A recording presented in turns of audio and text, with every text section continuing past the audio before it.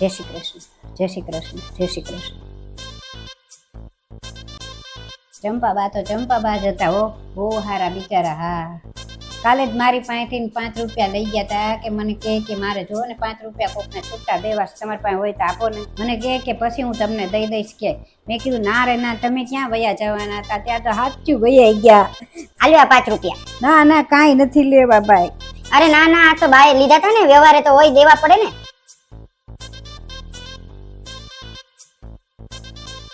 ચંપાબા તો ચંપાબા જ હતા બિચારાને. રીંગણાનું શાક બહુ ભાવે.